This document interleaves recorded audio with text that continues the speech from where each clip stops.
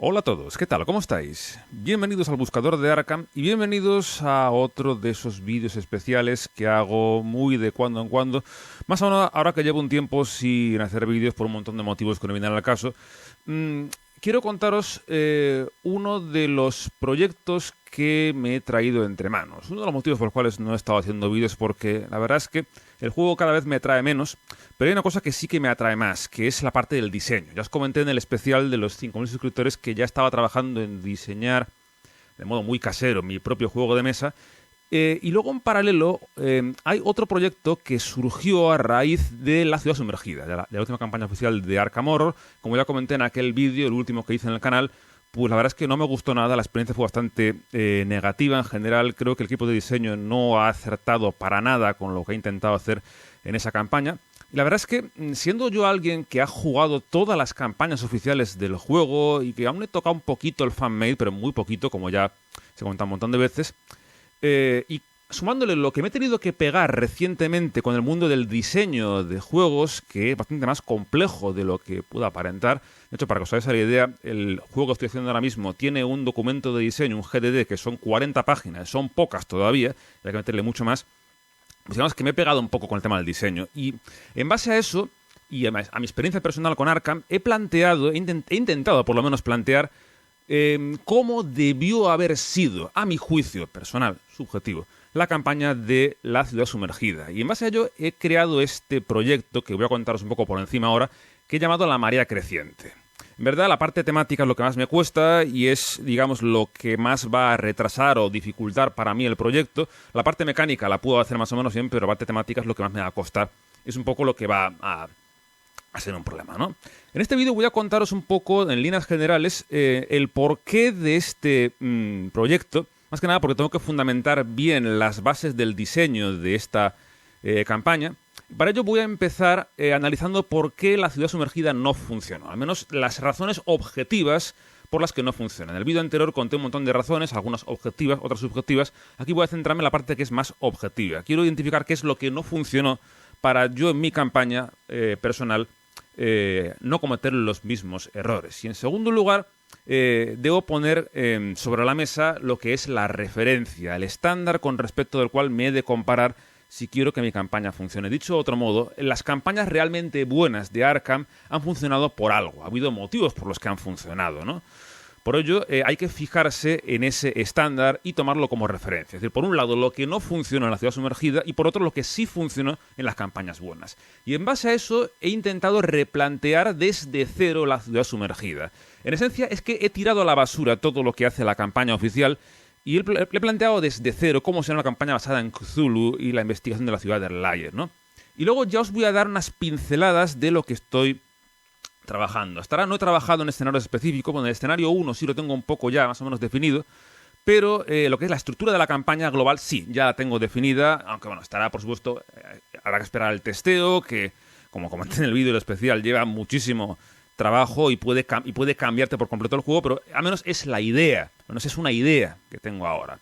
Y luego cerraré un poco reflexionando cuál puede ser el potencial del proyecto. Me he enrollado mucho ya, como siempre, es que hace tiempo que no hago vídeos y que tengo muchas cosas que contar y ganas de hablar. Así que voy a empezar pues comentándoos cuál es la principal problemática de La Ciudad Sumergida, lo que me motiva a tratar de plantear algo diferente, ¿no?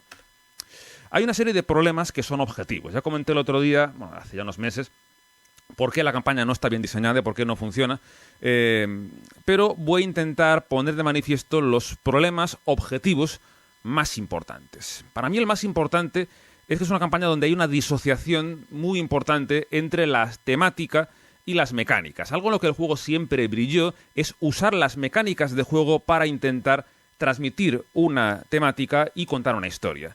La Ciudad Sumergida para mí es uno de los puntos donde más fracasa. Hay una serie de mecánicas como son los glifos, las tareas, la reimplementación de la inundación, que es muy pobre y que no se acerca prácticamente a lo que hizo Innsmouth. Realmente no se ve esa cohesión tan bonita que siempre hubo entre el tema de la campaña y las mecánicas, lo cual es pecado capital con una campaña con una temática tan fuerte y tan potente. Dicho de otro modo, hay una disociación entre la premisa de la campaña y la ejecución. Por un lado, la premisa es la campaña basada en Cthulhu, la ciudad de Lair, Y al final la ejecución es que te meten un montón de historias que no vienen al caso y con las que es prácticamente imposible sumergirse. Ni que decir tiene lo mal equilibradas que están a nivel mecánico las diferentes campañas. Ni que decir que no tienen ningún tipo de relación con la temática que tiene la campaña, o si le tienen de casualidad, ¿no? En segundo lugar, es una campaña con una gran carencia de profundidad narrativa. Es una campaña donde, a pesar de que hacen algo bien, que es que intentan mantener los textos al mínimo, que era un pecado que cometía en las últimas campañas de la era de Newman y también un poquito la campaña de Hemlock Vale, aquí sí que tienen textos más condensados, pero a pesar de ello no han conseguido crear una historia que te sumerja, nunca mejor dicho, ¿no?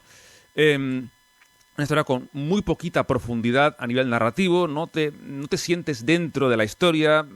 Podría haberla escrito un niño de 5 años y te lo podrás creer. Es una campaña que deja mucho que desear en ese sentido en comparación con las mejores de la historia del juego. Para mí Carcosa es el referente de profundidad narrativa. Incluso te dirá un poco el Círculo Roto, también lo hace bastante bien, a pesar de que no me gusta cómo lo implementan a nivel mecánico. A nivel temático es una de las campañas con mejor profundidad narrativa. Y ahí, como digo, flojea mucho la Ciudad Sumergida. En tercer lugar, aparte de esa disociación entre temática y mecánicas, esas mecánicas tienen también una complejidad absolutamente desmedida. Te pasas más tiempo gestionando mecánicas que realmente jugando. Como digo, las dos principales características que aportan o que tratan de aportar son para mí las tareas y los glifos. Las tareas, ya expliqué perfectamente en ese vídeo pasado, que son innecesariamente complicadas, enrevesadas y que realmente no aportan nada, porque al final si las eliges bien vas a hacer lo que ya de por sí estás haciendo. Simplemente es una tarea más que tienes que cumplir tú mentalmente cuando estás jugando al juego, y no está aportándote nada a nivel temático, o si lo aporta es de rebote, de casualidad. No tiene nada que ver con la belleza con la que este juego actúa generalmente, ¿no? Y luego el tema de los glifos, el tema de que tienes que ir coleccionando esos glifos, es eso, es una mecánica de coleccionismo, no tiene mucha más historia. A nivel narrativo aporta bien poco, es verdad que sí que estás intentando traducir el idioma de Erlai, pero son tantísimos glifos, están tan separados, hay que hacer tantas cosas diferentes para encontrarlos.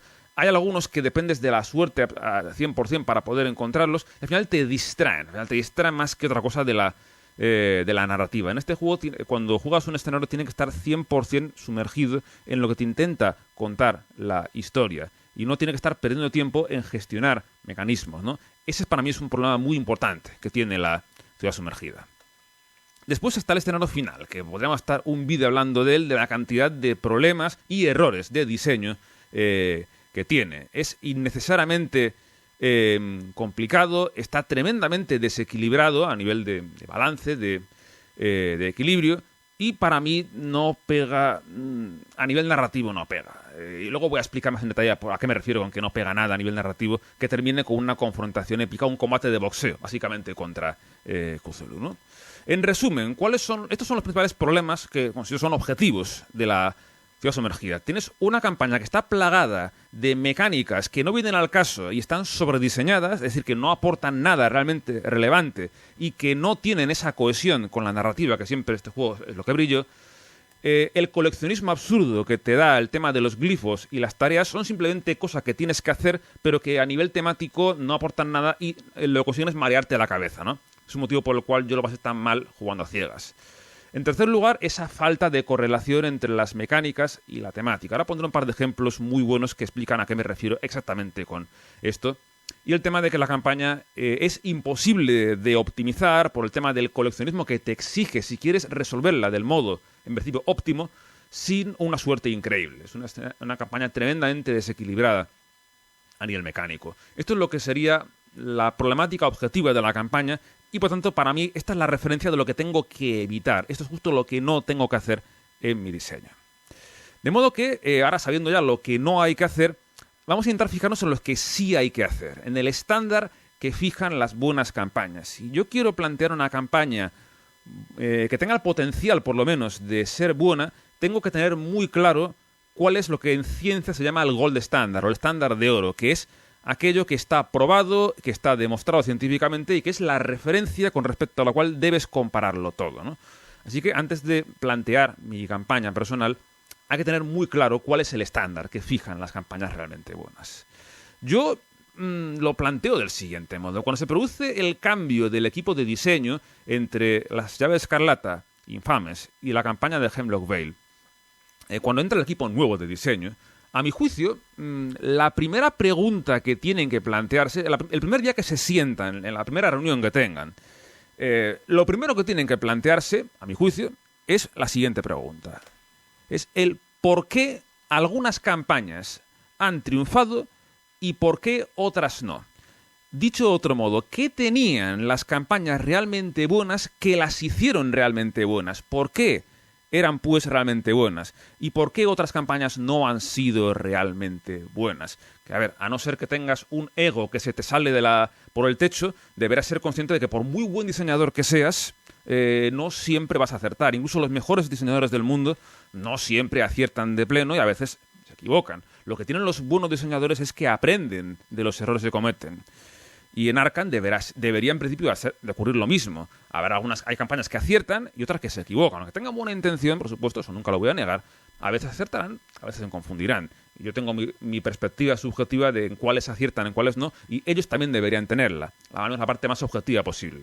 Entonces voy a hacer lo siguiente, voy a mover este rótulo arriba y voy a intentar plantear voy a intentar dar respuesta a la pregunta. ¿Qué tenían las campañas realmente buenas que las hicieron buenas? ¿Cuál es el motivo por el cual las campañas buenas eran buenas y por qué fallaban las que fallaban? Ya he explicado la ciudad sumergida, pero bueno, hay más aspectos que tenemos que comentar del resto del juego, ¿no? Para mí lo más importante, el motivo por el cual este juego siempre ha brillado, es la elegancia mecánica. El modo en el que utiliza las mecánicas de juego de un modo simple, elegante y que trata de transmitir la temática.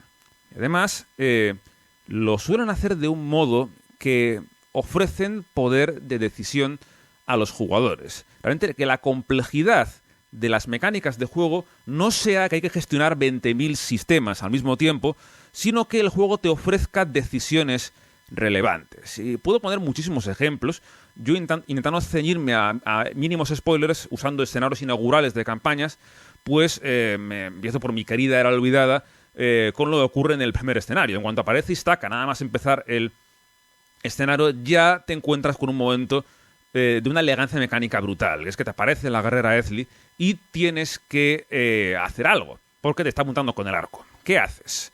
Es un enemigo. Puedes atacarla, pues combatirla sin ningún problema, lo cual no es fácil. Tiene una represalia, tiene 5 de vida, 5 de combate, perdón, pega fuerte por 2 daños, tiene alerta, pero tienes una opción de negociar. Puedes intentar parlamentar con ella, intentar demostrarle que no sois enemigos y esto para mí ilustra muy bien la elegancia mecánica de este juego. Es algo simple, sencillo, es un enemigo, de por sí te la puedes cargar, pero tienes esa opción de intentar negociar e intentar calmarla.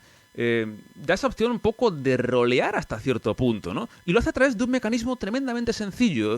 No llega a 4 líneas completas de texto. Es súper sencillo, elegante y transmite mucho de un modo muy simple. Se podría decir que en el Círculo Roto también pasa un poco lo mismo en el escenario, en el segundo escenario. Cuando aparece Joseph Mager también pasa algo bastante similar. De un modo muy sencillo a nivel mecánico, con la aparición de este enemigo, que tiene también una opción de negociación, con el cual puedes intentar hablar con él y gestionar la situación dependiendo del contexto que tengas. Es para mí donde el juego más brilla, que es a través de mecanismos muy sencillos es capaz de transmitir muchísimo, ¿no? En segundo lugar, lo que ya comenté antes, que es esa correlación entre las mecánicas y dinámicas, habrá que extender, y la temática de la campaña. El modo en el que utiliza las reglas, mecánicas y dinámicas para transmitir algo a nivel narrativo, a nivel temático.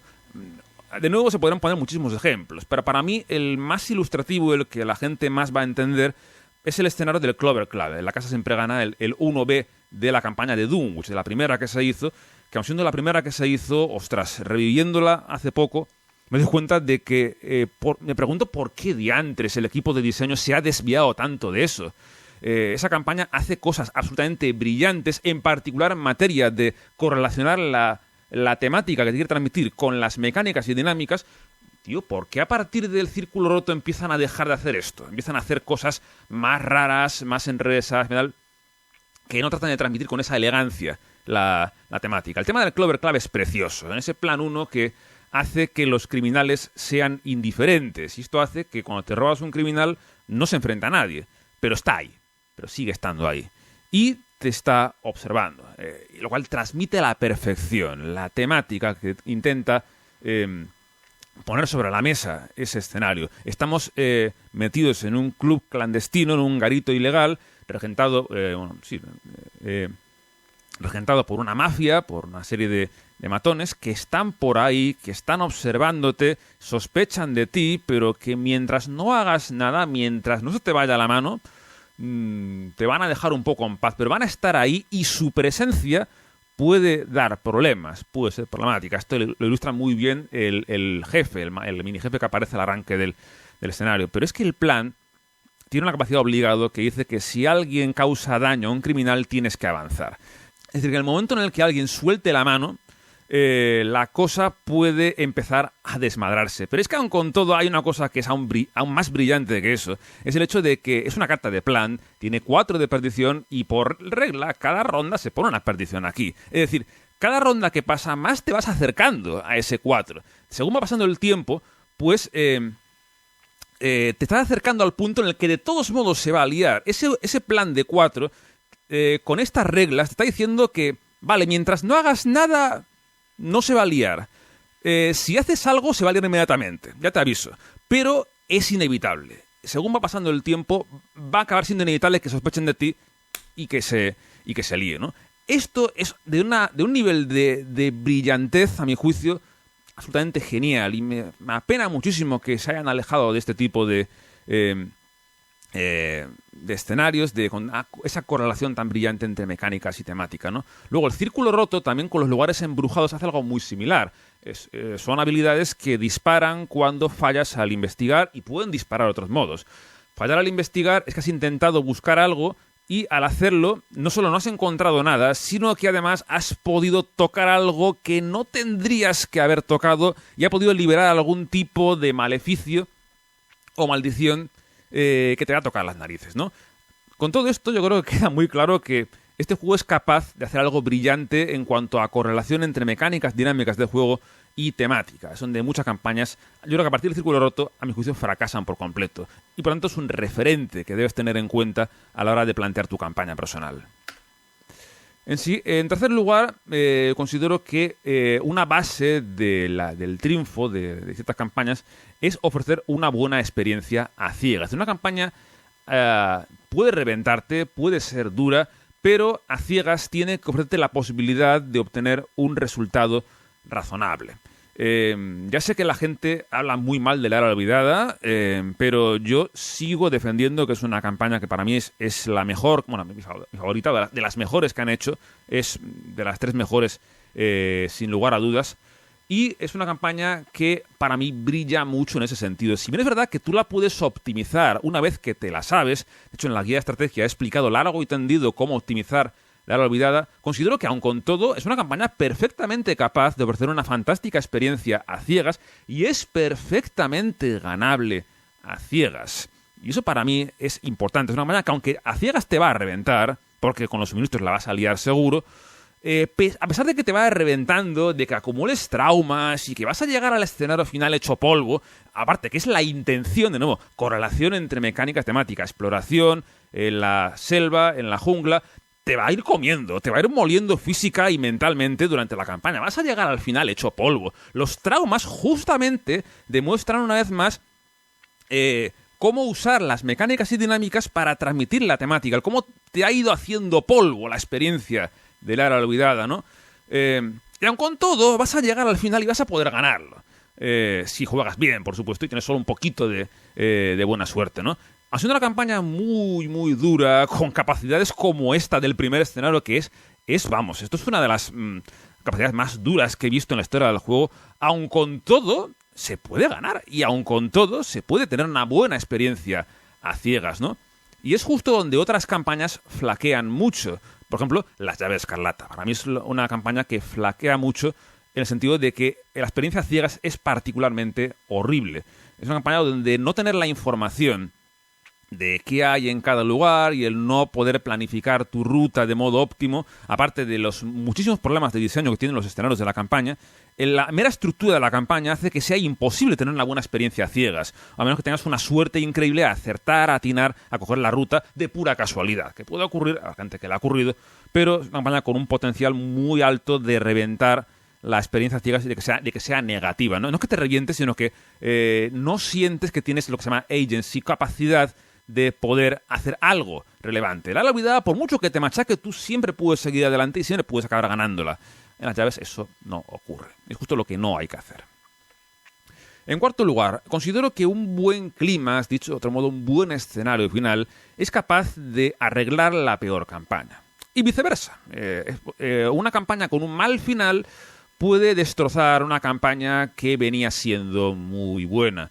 Es decir, que hacer un buen escenario final es absolutamente crítico. Y para mí hace tiempo que no acaban de acertar con un buen escenario final.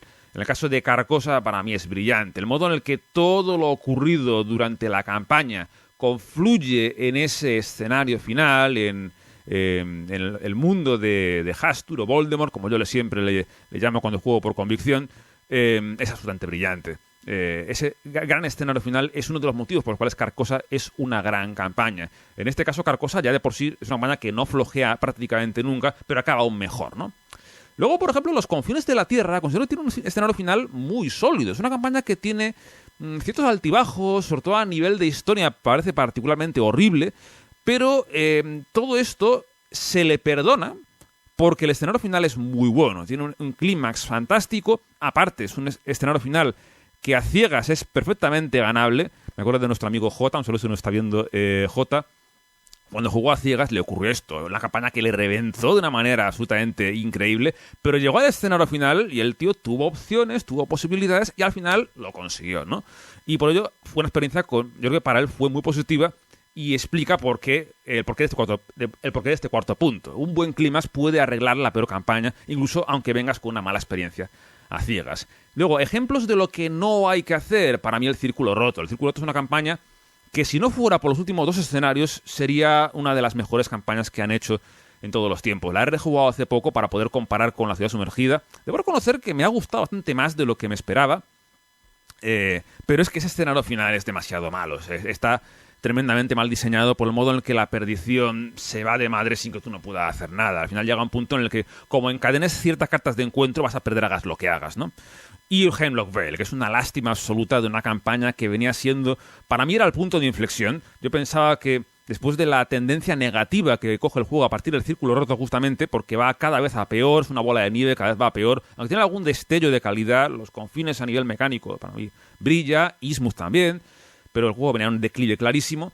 Y luego, cuando llega Hemlock Vale, van y sacan un pepino de campaña absoluto que destrozan absolutamente en el escenario final. Y es un tema de detalles. El escenario final tiene cosas buenas de Hemlock Vale, pero es un tema de detalles. Se nota que no se lo han trabajado lo suficiente o que lo han dejado a medio acabar. Y para mí es una lástima porque destroza justamente una campaña que venía siendo muy buena. Por ello, el final de campaña es tremendamente importante. Y por último, ya para cerrar este apartado, considero que una clave para que una campaña funcione es que haya un equilibrio entre el margen de maniobra, lo que se llama el Player Agency, y la narrativa. El margen de maniobra, o el llamado Agency, es lo que se entiende como la capacidad de los jugadores de que puedan tomar decisiones dentro del juego que sean relevantes. Se entiende que una campaña, un escenario, un juego en general tiene un alto grado de Agency cuando el resultado final depende eminentemente de las decisiones tomadas por los jugadores. Hay algunas campañas y escenarios de este juego que están tan mal diseñados donde ese agency es prácticamente inexistente, donde hagan lo que hagan los jugadores, pues van a perder, ¿no? O tienen muchos números de perder, o no está en sus manos. Para mí, justamente, el escenario final del Círculo Roto es un ejemplo clarísimo de un escenario donde el agency brilla por su ausencia. Puede haber algún caso, digamos que ese margen de maniobra, a ver, existe, pero se cierra muy rápido. Cuando robas ciertas cartas de encuentros, si no las puedes responder, ese agency se cierra, desaparece por completo y ya llega un punto que no se puede hacer nada, ¿no? las campañas y escenarios que brillan son aquellas que te van poniendo piedras en el camino, que te meten trabas, que te van tocando las narices, pero que se pueden acabar resolviendo. Y para mí, los dos mejores ejemplos son La Era Olvidada y Los Confines de la Tierra. Son dos campañas que tienen cartas que pueden ser tremendamente cerdas, como por ejemplo el Vórtice Polar. En el escenario particular, en el de la ascensión, en el de la montaña, esta carta, como lleves, esto alcanza a los compañeros de expedición. Como enganches, tienes por ejemplo a Dyer, que tiene un punto de vida. Esta carta es una amenaza muy, muy, muy importante. Y La Olvidada también lo hace muy bien. El hecho de que se pueda jugar. A ver, esta carta es dura, pero se puede jugar en torno a ella. Es una amenaza importante, pero se puede jugar en torno a ella. Y es donde, para mí, el juego brilla. Esta carta ofrece clarísimamente ese equilibrio entre agency y narrativa. Hay un vórtice polar que amenaza con llevarse por delante todo lo que tiene, todo lo que hay en ese lugar, pero bueno, siempre puedes marcharte. Luego puede combar con otras cartas, sí, pero ese agency está ahí. Y en el caso de La Era Olvidada, para mí es una campaña que brilla muchísimo en ese sentido. Casi todos los escenarios se puede decir que las cartas de encuentros del escenario están tan bien diseñados que dan ese equilibrio entre agency y narrativa. Porque es muy fácil poner una carta que por narrativa te destroce. De hecho, si el juego fuese 100% fiel a la obra de Lovecraft, sería imposible de ganar. De hecho, ya adelanto que es uno de los puntos clave de mi diseño que he intentado plantear para la Ciudad Sumergida, versión del buscador de Arkham, por así decirlo, ¿no? Pero tienes siempre que ofrecer a los jugadores esa capacidad de decidir y de hacer algo. Tiene que haber esa correlación, sí, entre narrativa y mecánicas dinámicas, pero también tiene que haber esa capacidad de acción de los jugadores. De modo que en base a todo esto, que llevo aquí prácticamente media hora enrollándome, pero creo que era importante sentar esta base porque es en lo que yo he intentado fundamentarme para replantear la Ciudad Sumergida. En base a todo lo que he explicado, he tratado de plantear la campaña desde cero. Como digo, he tirado a la basura todo lo que había, más quitando algún detalle temático. Creo que hay que sentar las bases de la campaña mucho mejor para que pueda salir una campaña que tenga el potencial de estar con las mejores de la historia del juego, ¿no? De modo que, para mí, las bases del proyecto, más bien a nivel temático, antes de entrar a las mecánicas, ahora voy a explicarlas, son las siguientes. Es una campaña en torno al primigenio de Cthulhu, ante el más famoso, de los más famosos primigenios de la obra de Lovecraft, el círculo de Lovecraft, y la ciudad de Erlaye, la ciudad sumergida, se tienen que basar en los principios básicos del terror Lovecraftiano. Es algo que para mí el juego hacía muy bien en las primeras campañas, pero que luego empezaron a desviarse mucho y que en la ciudad sumergida prácticamente toca fondo. Un principio básico del terror Lovecraftiano, del horror cósmico y los primigenios, es el siguiente. A Cthulhu no se le derrota.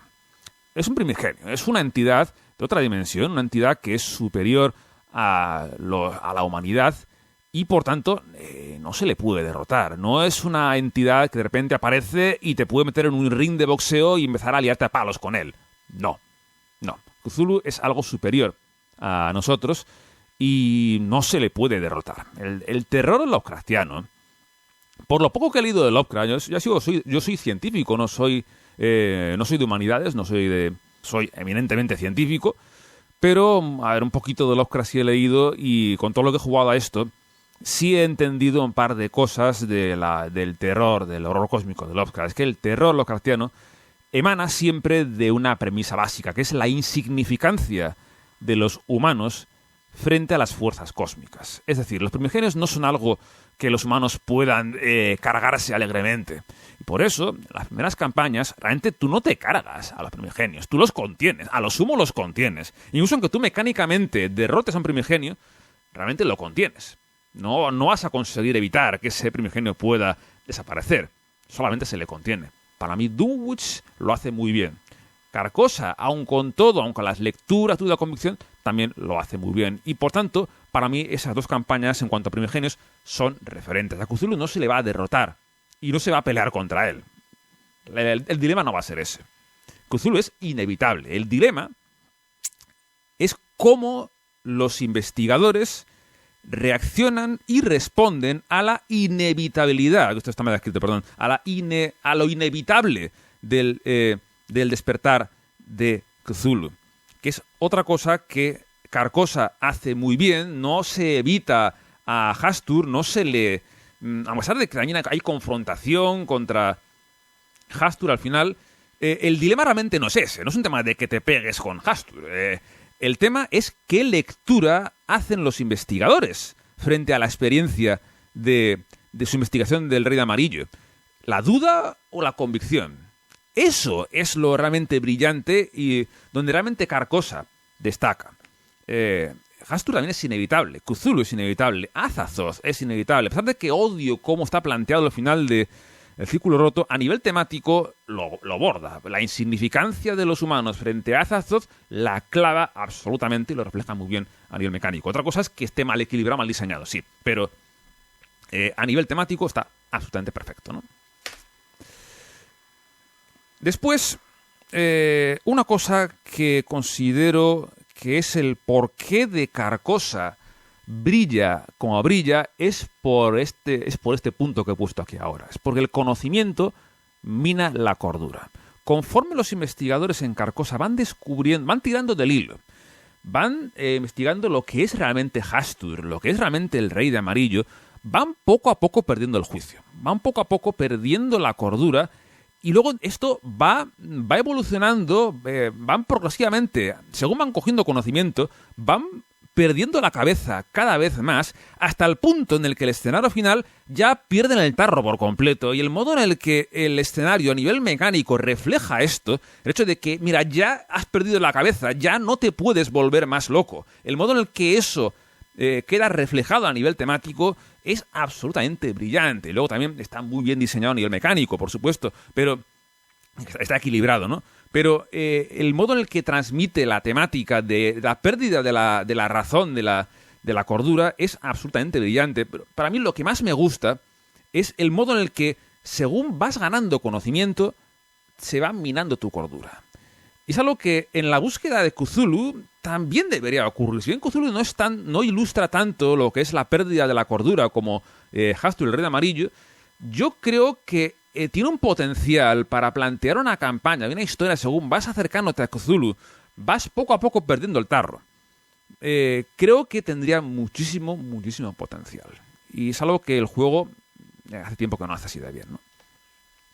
La cosa está en que dicho conocimiento, al igual que en Carcosa, se va adquiriendo gradualmente. Es decir, no llega un momento que tienes una revelación y ya está. No, poco a poco.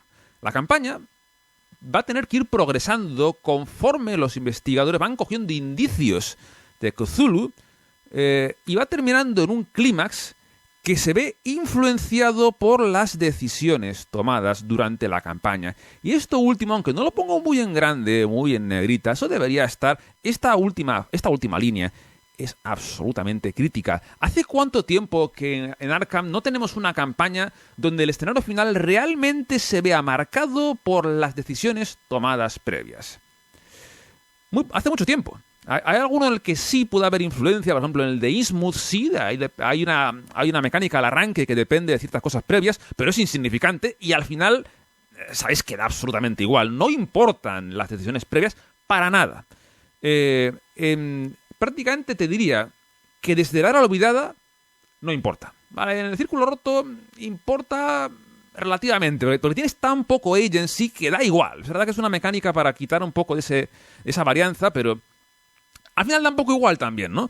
En la Era Olvidada es importantísimo, porque sabéis que tenéis, bueno, que lo expliqué en la guía de estrategia, hay 3 posibles caminos para hacer la campaña. Según por cuál vayas, ahí está la importancia de las decisiones previas. En el de Carcosa es crítico el tema de las dudas y convicciones, el cómo has ido lidiando con el hombre de la máscara pálida durante la campaña, todo eso afecta y es relevante, es importante de cara a cómo se desarrolla ese escenario final, ¿no? Por lo tanto, la campaña tiene que ser una serie de cosas que van pasando, que vas apuntando en el registro de campaña y que cuando llegas al final, todas esas decisiones importan y matizan el funcionamiento de ese escenario final. De nuevo, Carcosa es el que mejor lo hace con muchísima diferencia. Fijaos en cuántas veces he explicado he mencionado Carcosa en este vídeo, porque esto da fe una vez más de que es la mejor campaña realmente, la que está mejor diseñada, y por lo tanto para mí es la referencia si quiero yo plantear mi campaña personal, ¿no? Por tanto, ya para cerrar este apartado, el escenario final no es una confrontación épica sin sentido. Tampoco lo es en Carcosa, aunque pueda tener esa apariencia. No. No es una confrontación épica, digo, un combate de boxeo contra un primigenio. No. El escenario final puede haber una confrontación contra un primigenio, haber un enemigo, un modo de gestionarlo, sí, pero lo más importante es que ese escenario final tiene que ofrecer diferentes lecturas frente a la verdad, tal y como demuestra de nuevo la campaña de Carcosa. Toda la campaña de Carcosa va sobre la cordura y sobre cómo los investigadores reaccionan. O sea, no va sobre Hastur, va sobre cómo los investigadores reaccionan a lo que se encuentran. Es decir, están continuamente planteándose, ¿lo que estoy encontrándome es real o es producto de mi imaginación? Utiliza algunos mecanismos brillantes como el narrador poco fiable, que es muy constante durante la campaña de Carcosa, y sobre todo los protagonistas son los investigadores y no son los personajes secundarios de los cuales los investigadores son prácticamente los secuaces, ¿no? Ahora digo, Innsmouth es Selina Harper. Los confines de la Tierra son los compañeros de expedición.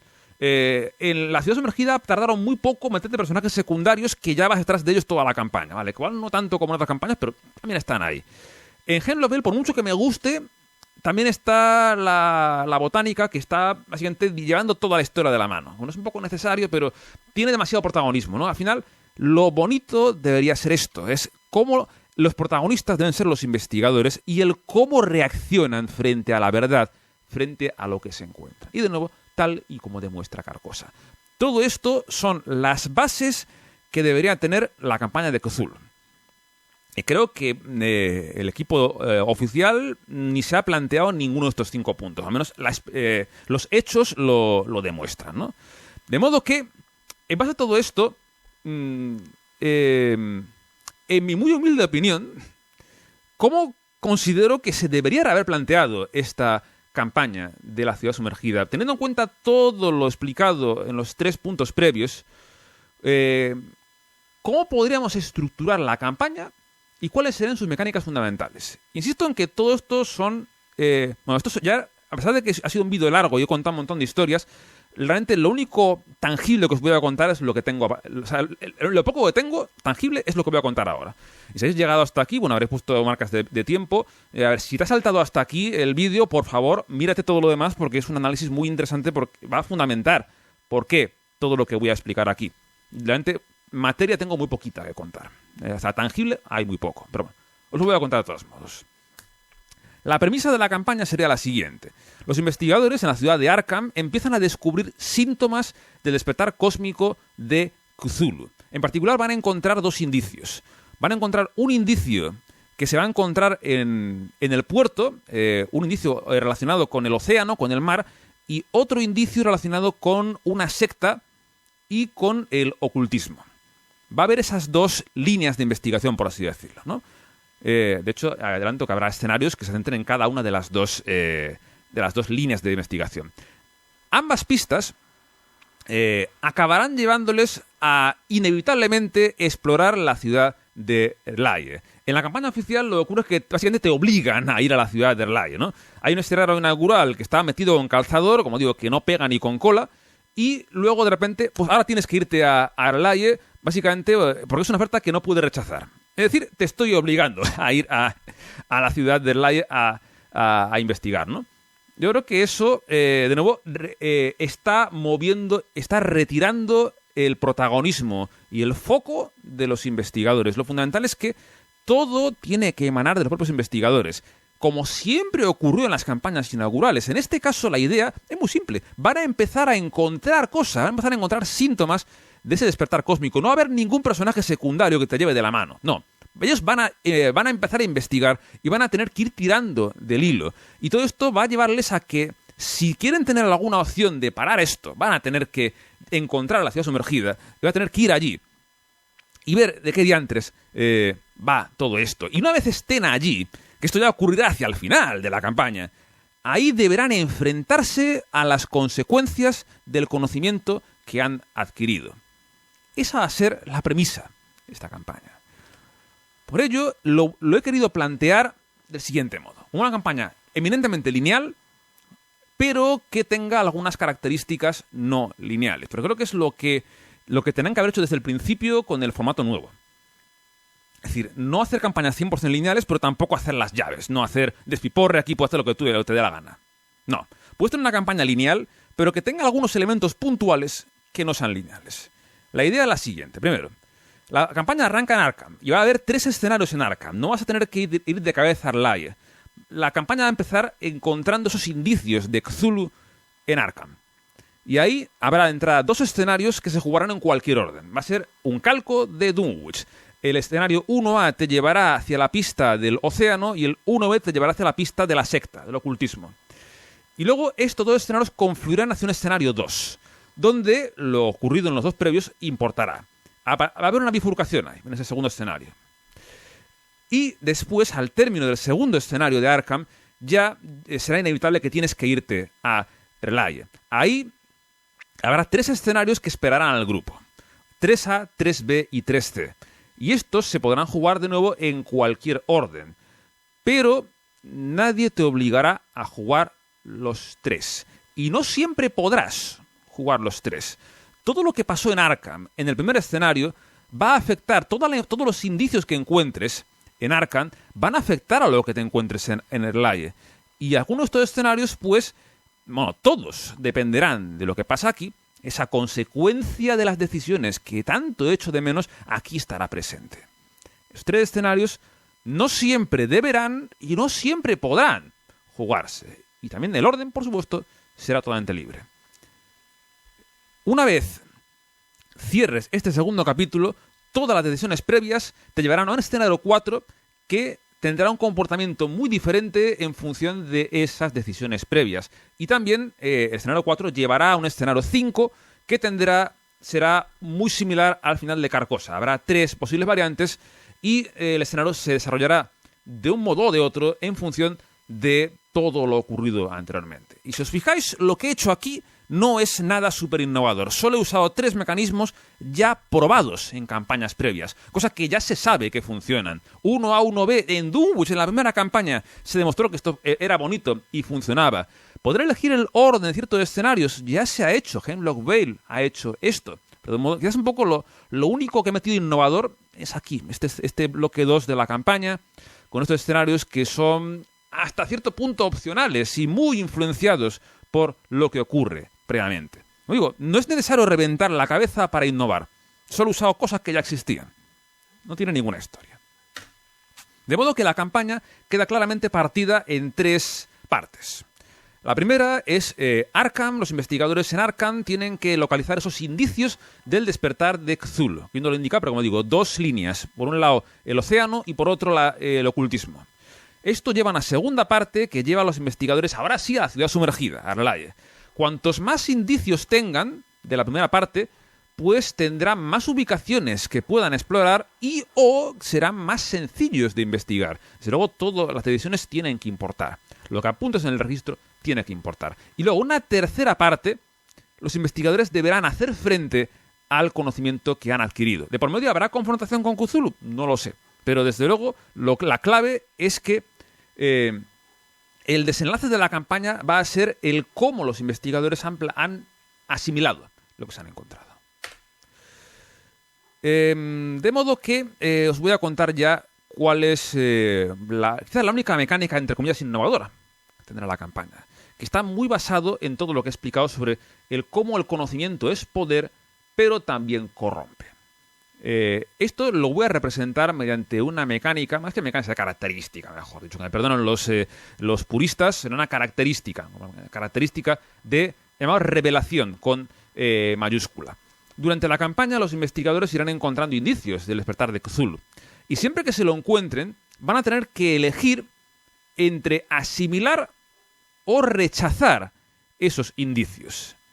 En caso de que asimilen esos indicios, pues tendrán ventajas. Será probablemente un objeto, pues puede ser un objeto que ganen como apoyo de historia y que, tanto, les dará una serie de ventajas en juego. Puede que te ayuden a moverte por los lugares sumergidos o que maticen los problemas de los lugares inundados, que claro, que tienen que usarse, por supuesto, faltaría más.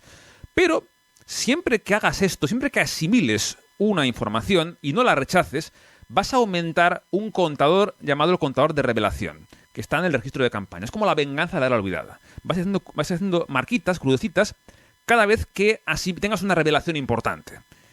Cuanta más revelación tengas, pues esto hará que los escenarios siguientes sean más accesibles o sean más fáciles.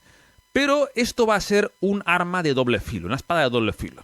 Pero cuanta más revelación tengas, también más corrupción tendrás. Y habrá muchos puntos en la campaña donde cuanta más revelación tengas, pues ahora tienes un trauma. Ahora tienes que meter una debilidad. Ahora este escenario va a ser más complicado. Ahora tienes un conjunto de encuentros más. Es decir, cuanto más vas subiendo el marcador de revelación, pues vas a ir ganando un montón de ventajas a nivel mecánico, pero también al mismo tiempo te van a ir reventando la cabeza a base de traumas, debilidades y que también irá complicando algunos escenarios. Esto sobre todo me gustaría que fuese muy fuerte en la parte 3. En los últimos escenarios, el 4 y el 5, que tener mucha revelación te meta muchos problemas y que te complique bastante la vida, ¿no?